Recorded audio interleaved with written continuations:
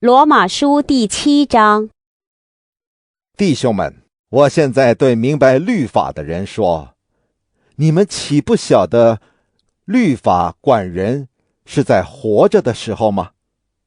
就如女人有了丈夫，丈夫还活着，就被律法约束。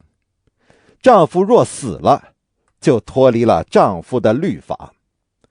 所以丈夫活着，他若归于别人，便叫淫妇；丈夫若死了，他就脱离了丈夫的律法，虽然归于别人，也不是淫妇。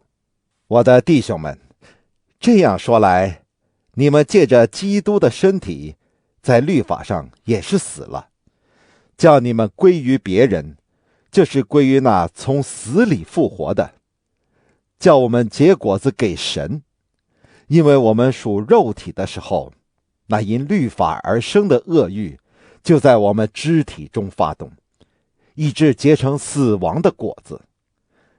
但我们既然在捆我们的律法上死了，现今就脱离了律法，叫我们服侍主，要按着心灵的新样，不按照遗文的旧样。这样，我们可说什么呢？律法是罪吗？断乎不是，只是非因律法，我就不知何为罪。非律法说，不可起贪心，我就不知何为贪心。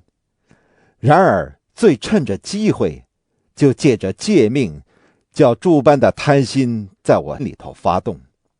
因为没有律法，罪是死的。我以前没有律法，是活着的，但是诫命来到，罪又活了，我就死了。那本来叫人活的诫命，反倒叫我死。因为罪趁着机会，就借着诫命引诱我，并且杀了我。这样看来，律法是圣洁的，诫命也是圣洁、公义、良善的。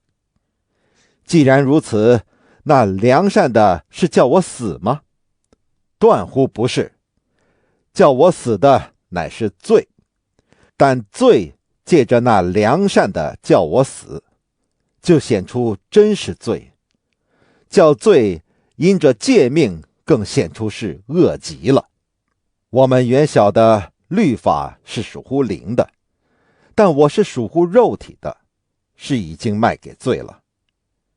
因为我所做的，我自己不明白；我所愿意的，我并不做；我所恨恶的，我倒去做。若我所做的是我所不愿意的，我就应承律法是善的。既是这样，就不是我做的，乃是住在我里头的罪做的。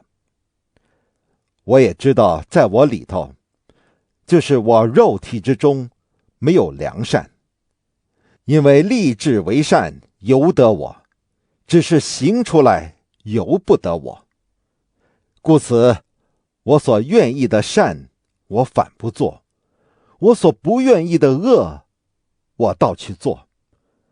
若我去做所不愿意做的，就不是我做的，乃是住在我里头的罪做的。我觉得有个律，就是我愿意为善的时候，便有恶与我同在。